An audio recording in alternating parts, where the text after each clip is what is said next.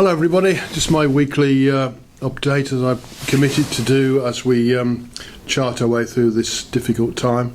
You'll have seen this week, no doubt, a lot of conversations about the EFL and the Premier League and the FA and the government involved in the financing of football. I think it doesn't really matter whether you call it big picture or whatever name you put on it. The fact of the matter is that this is an opportunity to redress the balance in football, and the pyramid needs to be financed in a different way. And as an EFL club, we are absolutely adamant that this is an opportunity to redress the balance, to redistribute the wealth in football, which is a very wealthy sport, and we won't get this opportunity again. So we've stuck in pretty hard.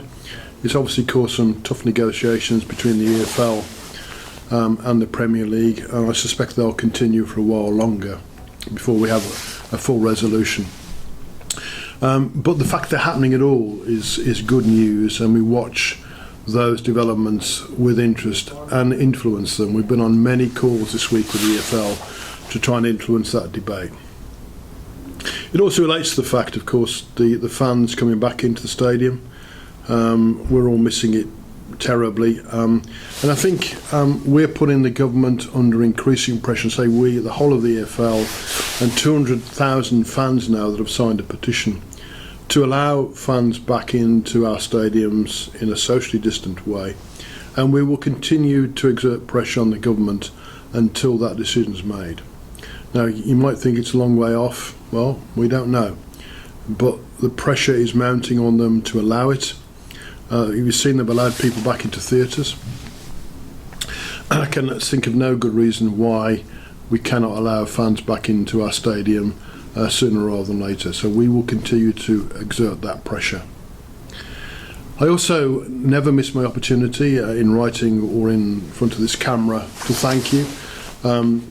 As I sit here, we still have a remarkably good record of keeping our season ticket holders and box holders intact. There are some that have requested refunds in full, but not many, which has been remarkably helpful to the club as we sustain ourselves through this period. Helped, of course, by the fact the team is still performing, as you've been an exalted company, or they are, with the fact that we're one of the top 10 clubs in Europe now for being unbeaten, which is something to be pleased about. And our form has been good in the last couple of games. If that continues, then we're in the playoffs position now, albeit very early on in the season. But I'm pleased with what's coming together, and I'm pleased with the commitment of the team. Things are currently looking good. I've just been in the training ground with Darryl, working with him and looking at the team preparing for Exeter tomorrow. We're looking pretty sharp. So again, thank you very much. I will keep you informed every week, as I've been doing.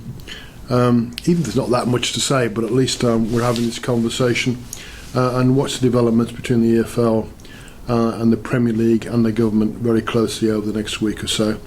And I'll speak to you again then.